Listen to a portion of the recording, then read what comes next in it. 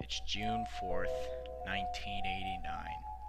A peaceful evening in the town of Ufa in Russia is about to become the site of an unimaginable tragedy. One that no one could have dared to imagine. One even worse to another freak accident a year before in Arzamaz. This is the story of the Ufa train disaster.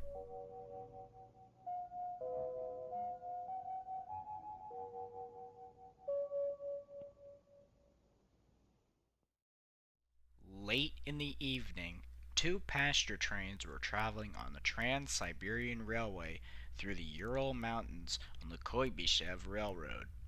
Many of the 1,200 on board were children bound for summer camp on the Black Sea. Heading in the opposite direction were passengers going to the Siberian city of Novosibirsk. So far, everything looked routine. About 3 hours before the trains were to meet near the pipeline, technicians noticed a pressure drop in a pipeline carrying liquefied butane, propane, and other hydrocarbon gases.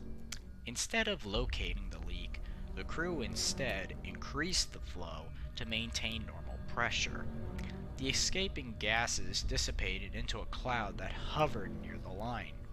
One spark and this invisible, highly explosive gas-air mix could erupt into a huge fireball.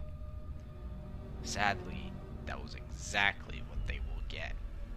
As the trains meet each other by the pipeline, sparks from the brakes of the closest train reach the gas line, and then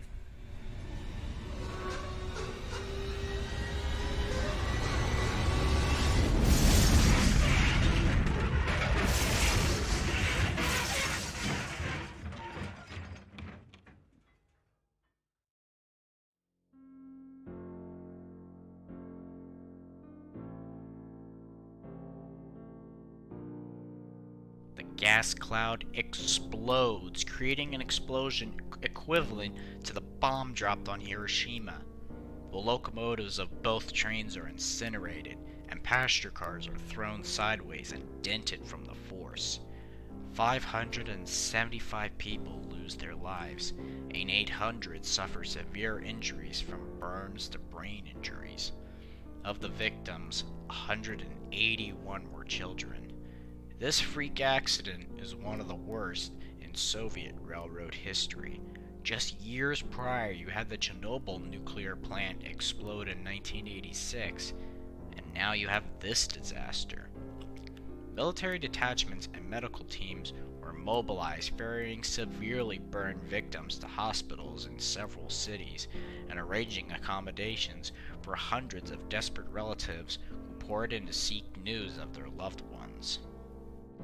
Eyewitnesses spoke of people burning like matches in the blaze.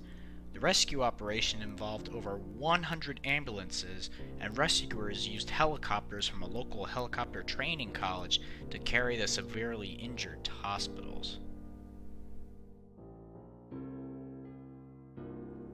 While not much was released about the investigators' findings due to Soviet secrecy and cover-ups, the cause was determined by several factors: rush work culture of the pipe construction, canceling the use of telemetry or communication in remote areas, taking the authority to stop trains away from dispatchers, changing the type and amount of product sent through the pipe, increasing pipe pressure to combat past the leak rather than finding the source of the leak, cheap ways of cutting corners, and generally a danger zone of an area of the pipeline being right next to the train tracks.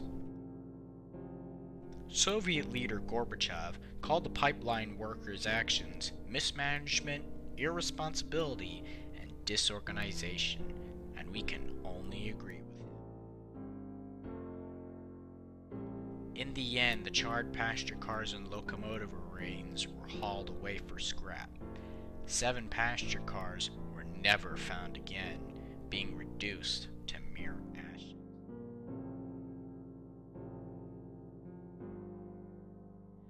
30 years have gone by since this terrible tragedy.